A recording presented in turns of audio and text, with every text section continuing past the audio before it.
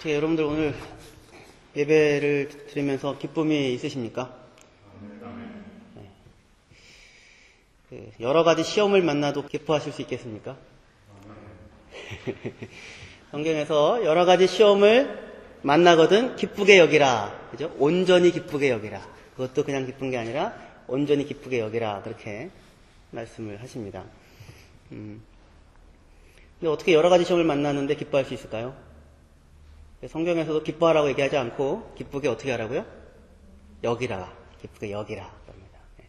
아내가 병원에 입원해 있는데 제가 막 희희낙낙하고 기뻐하면 좀 이렇게 평소에 부부관계를 의심해야 되든지 뭔가 문제가 있는 건 아니겠습니까?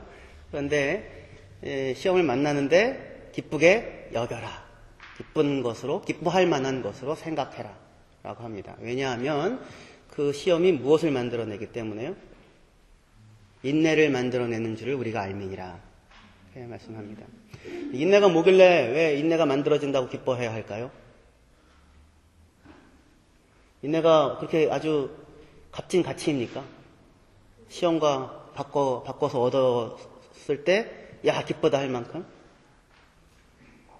근데 인내라는 말은, 무엇 아래에 있다라는 뜻이라고 했었죠. 그런데 그것을 인내를 상황 아래에 있다, 어려움 아래에 있다라고 이해를 하면, 어려운 상황을 꼭 참고 견디는 것이 되지만, 그 인내를 상황 아래, 어려움 아래에 있다고 읽지 않고, 하나님의 다스림 아래에 있다. 하나님의 허락 아래에 있다. 라고 그것을 이해하게 되면 그것은 기뻐할 만한 요소가 되기 시작합니다.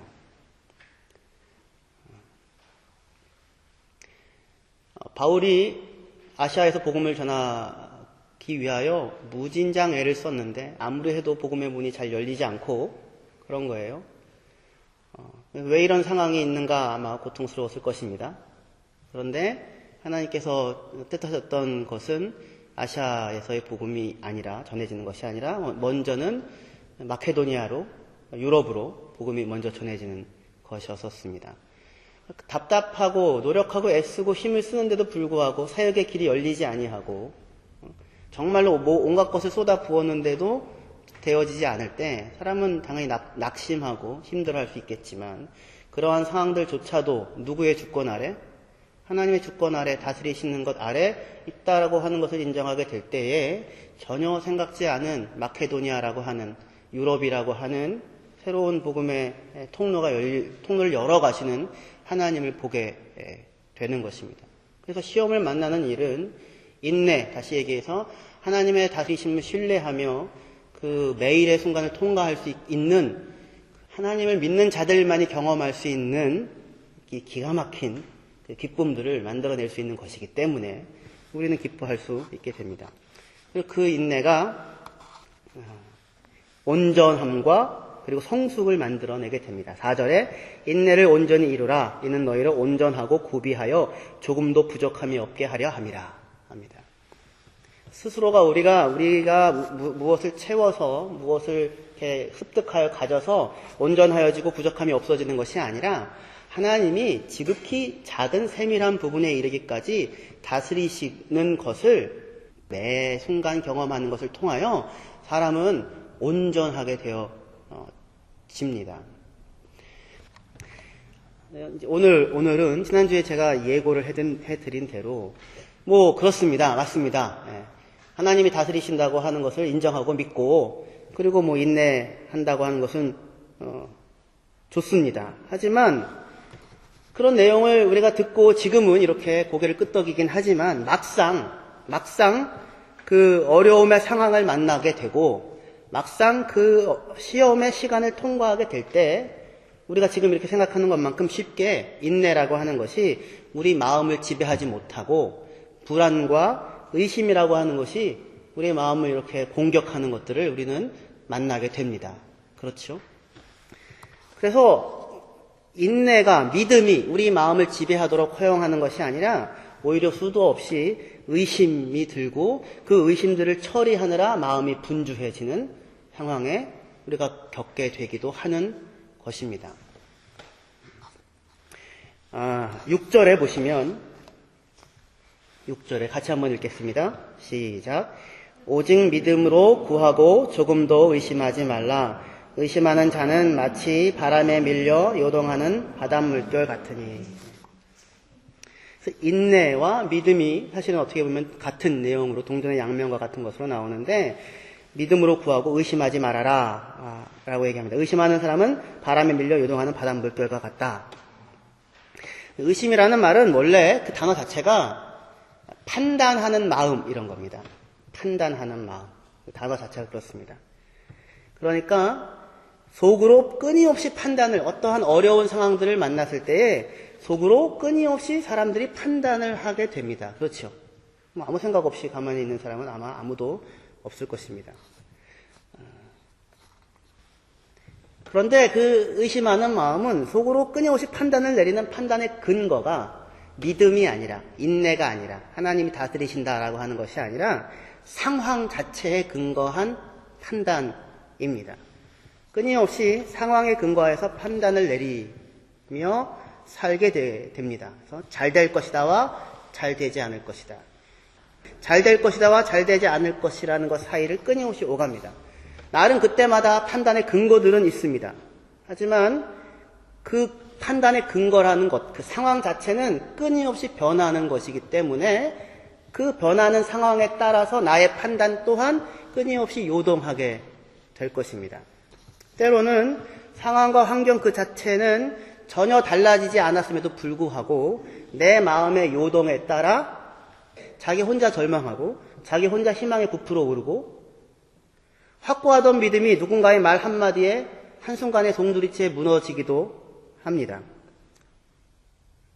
그때 우리가 귀를 기울여서 우리의 마음을 사로잡게 해야 하는 말이 무엇이겠습니까? 다른 누군가의 말들이 아니라 또는 상황들에 따라 근거한 말이 아니고 하나님의 말씀입니다. 말은 살리는 말이 있고 죽이는 말이 있습니다. 우리를 잡아주는 분명한 좌표로서 야고보가 이야기하는 내용이 하나가 있습니다. 9절, 10절을 같이 한번 읽어보도록 하겠습니다. 같이 읽겠습니다. 시작. 낮은 형제는 자기의 높음을 자랑하고 부한 자는 자기의 낮아짐을 자랑할지니 이는 그가 풀의 꽃과 같이 지나감이라. 낮은 형제는 뭘 자랑하래요? 높음을 자랑하고 부한 자는요? 낮아짐을 자랑하랍니다. 낮아짐이라는 말은 사실은 낮음을 자랑합니다. 낮은 것을 자랑한다. 낮음 안에서 자랑을 찾는다. 가난한 사람은 여기서 낮은 형제란 아마도 가난한 사람을 뜻할 것입니다. 가난한 사람은 자기의 높음을 자랑하고 자기의 부유함을 자랑하고 오히려 그다음에 부한 자는 자기의 낮아짐을, 자기의 낮음을, 자기의 가난함을 자랑하라고 지금 이야기를 하고 있습니다. 사람들은 부유해지는 것, 높아지는 것, 많이 가지는 것이 자랑을 만들어낸다고 생각합니다. 그렇지만 사람이 한 80쯤을 살다 보면 높다는 것이, 부유하다는 것이, 많이 가졌다고 하는 것이 그렇게 자랑할 만한 것이 아니라는 사실을 알게 됩니다. 11절에요. 해가 돋고 뜨거운 바람이 불어 풀을 말리면 꽃이 떨어져 그 모양의 아름다움이 없어지나니 부한 자도 그 행하는 일에 이와 같이 쇠잔하리라 라고 합니다. 그 헬륨 풍선이 이렇게 있잖아요. 그러면 그거를 이렇게 갖고 있으면 내내 하늘로 계속 올라갑니까? 그게 바람이 빠져나가더라고요. 바람이 빠져나가서 이렇게 쪼그라들더라고요. 그래서 미나랑 누나랑 어디서 헬륨 풍선 2개를 얻어왔는데 유나 거가 큰 거예요. 미나 거가 작고. 유나 거는 천장 꼭대기까지 올라가는데 미나 거는 천장 꼭대기까지 안 올라가고 벽 어디쯤에 붙어 있는 겁니다. 그래서 되게 속상하게 하고 아쉬워하는 겁니다. 아빠는 뭐라고 얘기하냐면 사실은 아이한테 전혀 위로가 되지 않는 말을 해주는데 괜찮아. 내일 아침에 자고 일어나면 유나 것도 다 쪼그라들어 있을 거야. 결국 아침에 자고 일어나니까 둘 다 쪼그라들어 있더라고요. 그게요. 그러면서 우리 사람의 삶이라고 하는 것이 부하든 가난하든지 간에 인생을 마지막에 살다 보면 약해지고 연약해지고 그리고 늙게 되고 하는 그 동일한 자리에 가게 된다는 사실을 젊어서는 잘 모르는 것 같습니다. 그래서 부함과 많이 가졌다는 것과 예쁘다는 것과 날씬하다는 것과 뭐 이런 것들에 그것이 자기의 자랑을 두는 것입니다. 하지만 부한 자도 그 행하는 일에 세자날이라 하는데, 행하는 일이라는 것은 행동하는 일이라는 뜻이 아니라 걸어다닐 행, 갈 행자입니다. 걸어다니는 일에, 여행하는 길에, 걷는 길에, 인생길을 살다 보니 세잔하게 될 것이다. 걷다 보니 부한자도 짧은 여행길에 뭘 그리 많이 짊어지고 살았던가 생각하게 될 것이고, 자기의 진정한 자랑은 많이 가졌다고 하는 것이 아니라, 강하다고 하는 것이 아니라, 부하다고 하는 것이 아니라 오히려 약함이, 가난함이, 낮음이 자기의 진정한 자랑의 내용이었구나 라는 사실을 알게 된다라고 이야기를 합니다. 왜 그렇습니까? 사람이 진정으로 자기 자신을 마주할 때는 가지고 있고 넉넉할 때가 아니라 오히려 부족하고 낮아져 있고 가난하고 약할 때에 진정한 가치가 무엇인가를 알게 되고 생각하게 되고 그것을 붙잡게 됩니다. 참된 소망과 가치를 발견하게 됩니다. 낮아짐과 연약한 가운데서 더 중요한 것을 붙잡게 됩니다.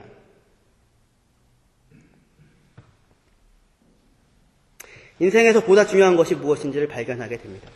톨스토이가 그런 글을 썼지요.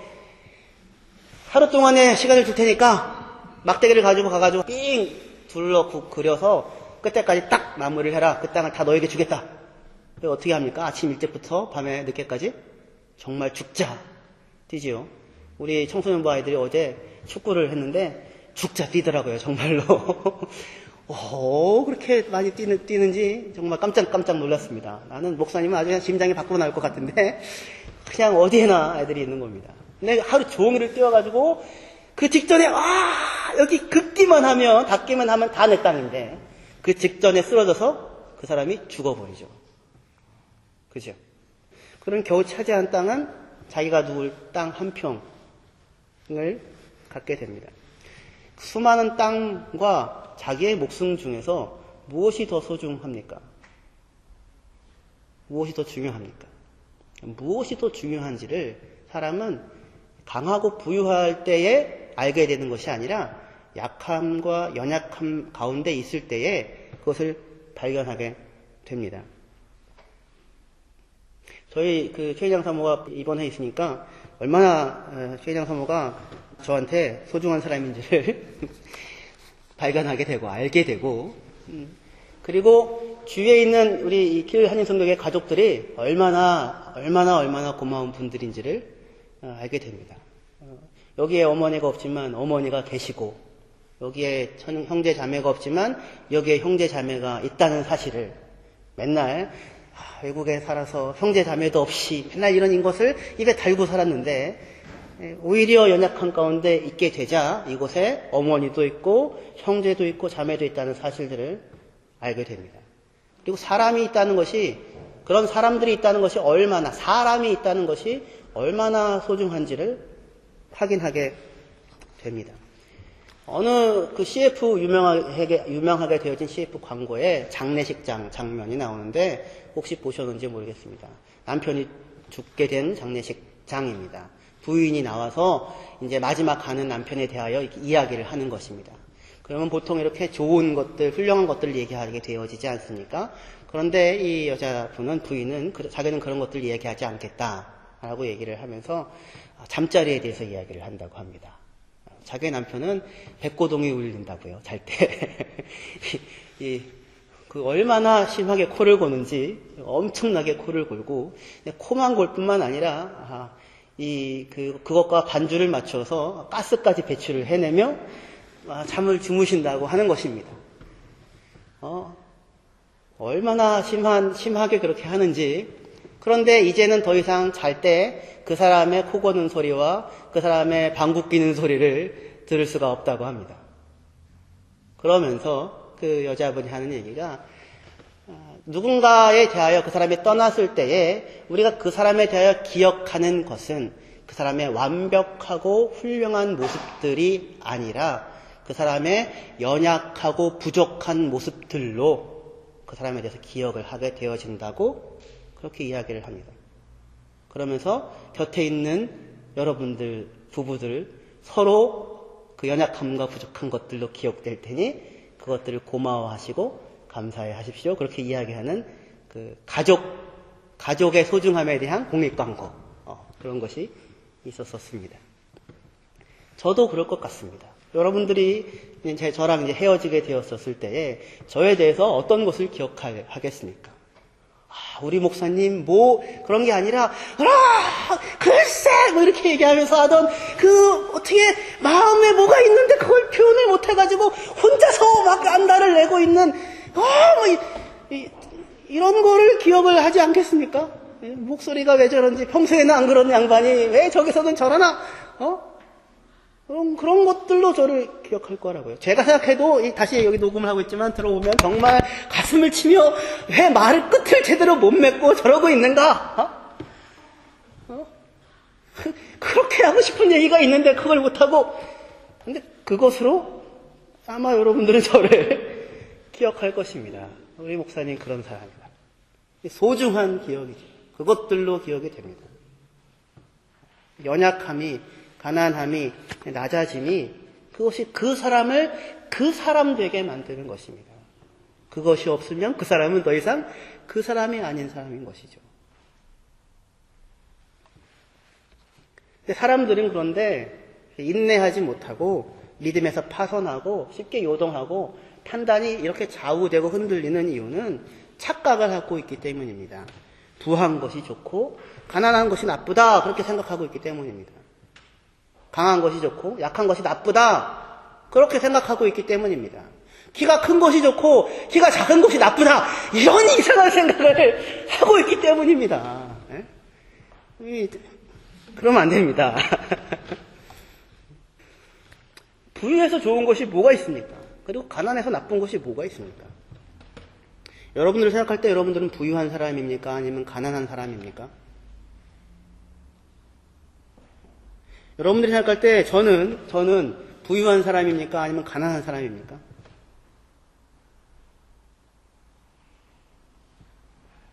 샤로나, 목사님 부자냐, 가난한 사람이냐?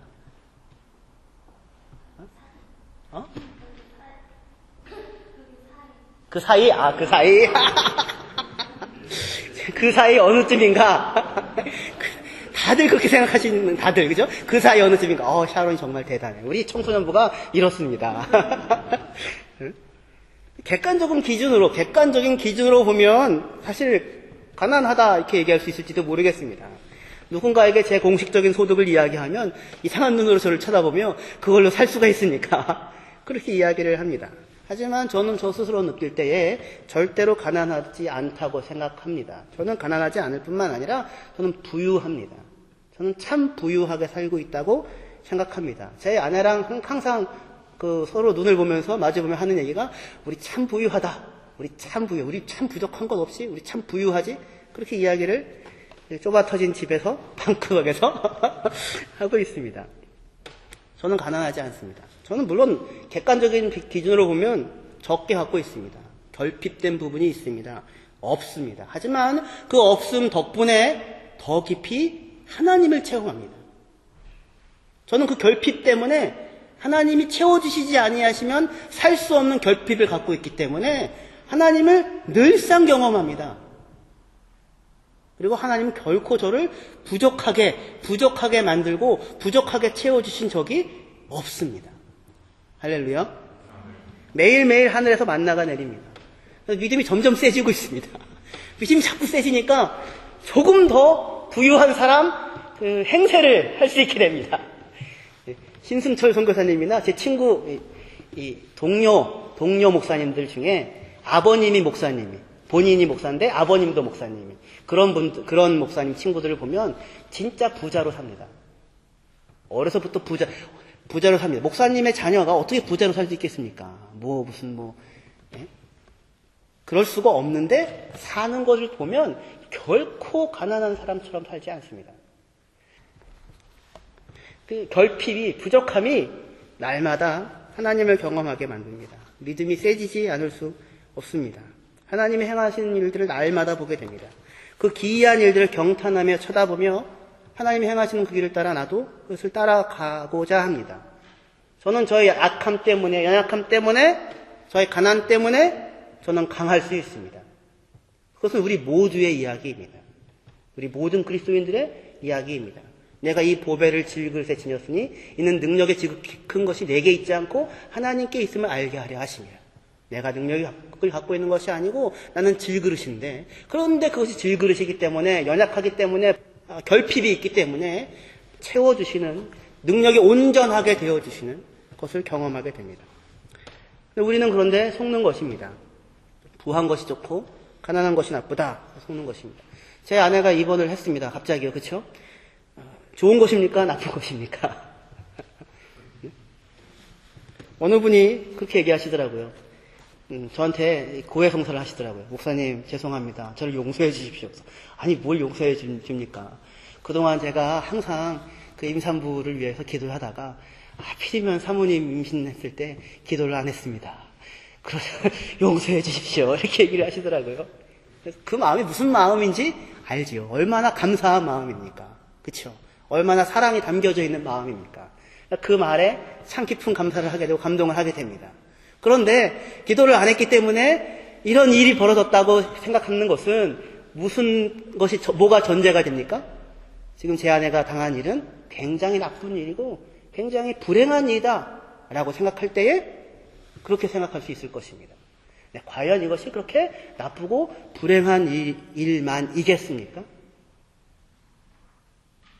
덕분에 저희 아이는 원래 11월 초가 예정일인데 9월 말쯤 나오게 되었습니다. 네, 저희 아내와 제가 항상 했던 얘기가 하나님 조금만 빨리 나왔으면 좋겠습니다. 뱃속에 넣고 다니는 건 너무 힘듭니다. 그런데 일찍 보내주셨는지 그동안 육아 때문에 책을 한 권도 제대로 읽을 수 없었는데 그 안에서 벌써 책을 10여 권 이상을 어려운 책을 독파하고 있습니다. 드라마는 물론이고요. 그러고도 시간이 남아가지고 어려운 책까지 읽을 수 있습니다. 덕분에 저는 집안일을 배웁니다. 덕분에 저는 가끔씩 제 아내가 얘기했던 아무것도 하기 싫어라는 말이 무슨 말인지를 알게 됩니다. 일주일 내내 청소하고 애들 뒷바라지 하다가 월요일 날 난장판인 상황을 보니까 아무것도 하고 싶지가 않은 겁니다. 그냥 청소만 안 하고 싶은 게 아니라 그 어떤 일도 하고 싶지가 않더라고요. 의욕상실. 그게 뭔지를 알게 됩니다. 그동안 이해를 못했거든요. 아내의 자리를 느끼게 됩니다. 성도님들의 사랑과 따뜻함을 체험하고 경험하게 됩니다. 나쁜 일입니까? 막 기뻐서 어쩔 줄 모르는 일은 물론 아닙니다만 온전히 기쁘게 여길 수는 있을 것입니다. 할렐루야.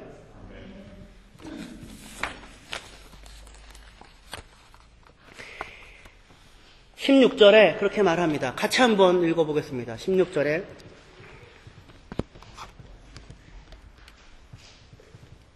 시작. 내 형제들아 속지 말라. 속지 말라.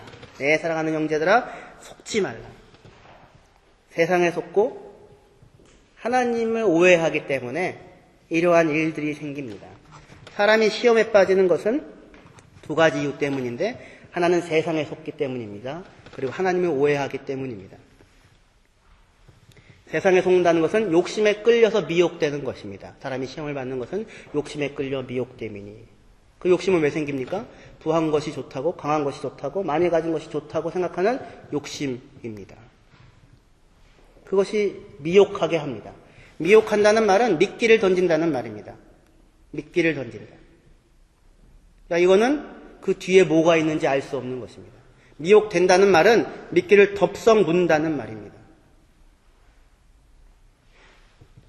손쉬운 성공과 우연한 횡재에 마음을 빼앗겨 버리는 것입니다.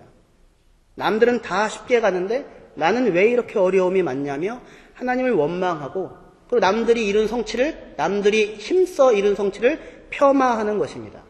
정작 자신도 바라는 것은 우연한 횡재이거나 손쉬운 성공이면서 말입니다.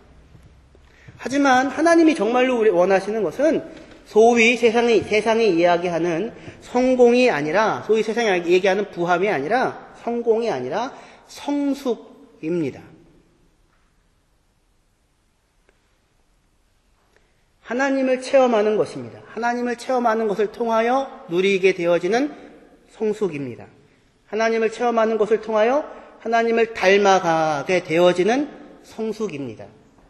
하나님이 어떠한 분이신지, 어떻게 살아가시는 분이신지를 맛보는 것을 통하여 나 또한 그렇게 되어질 수 있는 성숙입니다. 그러한 하나님 체험은 어떨 때 할 수 있게 됩니까? 여러분들이 강하다고 스스로 느낄 때요? 그렇지 않는 것입니다. 욕심이 죄를 낳고 죄는 사망을 낳게 됩니다.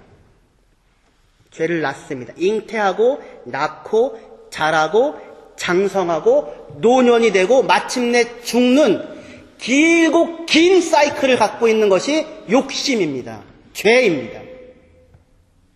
그렇기 때문에 우리는 그것이 죽음으로 가고 있는, 사망으로 가고 있는 욕심에 속고 있다는 사실을 미처 알아채지 못하는 것입니다. 언제 알아챕니까? 몸에 병이 들고 노년이 되고 죽어갈 때에야 비로소 내가 욕심에 끌려 미혹되어 헛된 것을 쫓아 살아왔다고 하는 사실을 알게 됩니다. 엉뚱한 것을 겨냥한 평생은 허공을 가르다가 떨어질 뿐이고 그 결국은 사망입니다. 그래서 우리는 스스로를 점검해 봐야 합니다. 허공 어디쯤을 헛되게 날고 있는지, 아니면 시련을 참고 뿌리를 내리고 하나님을 바라보고 꽃을 피우고 열매를 맺으며 살아가고 있는지를 스스로에 대하여서 허공 어디쯤을 날아가고 있는지를, 헛된 욕망을 붙잡기 위하여, 헛된 풍선을 붙잡기 위하여 쫓아가고 있는지를, 바람 빠지고 쪼그라들어서 떨어져 버릴 것인 그것을 쫓고 있는지를, 부함과 강함과 많이 가졌다고 하는 것들을, 명성들을 쫓다가 욕심에 미혹되어 낳고 키우고 장성하고 노년이 되어 죽어버리는 그 길을 가고 있지 않은지를 생각해야 합니다. 부함이나 아름다운 모양이 우리의 관역이 아니라, 꽃이 관역이 아니라 열매가, 18절에 나오는 그가 그 피조물 중에 우리로 한 첫 열매가 되게 하시려고 자기의 뜻을 따라 진리의 말씀으로 우리를 낳으셨느니라. 한 첫 열매.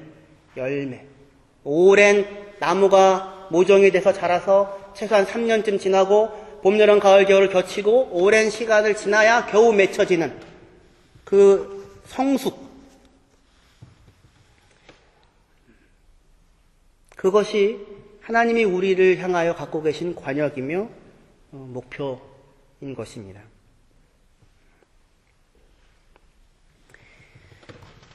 그러니 여러분들,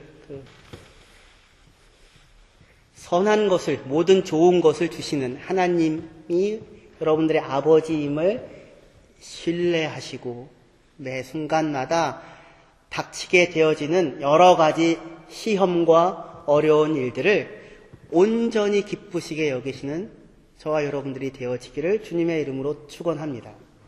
그것을 통하여 인내라고 하는 것을 배우시고 경험하시기를 주님의 이름으로 축원합니다.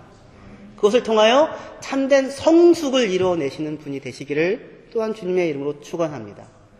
기도하시겠습니다.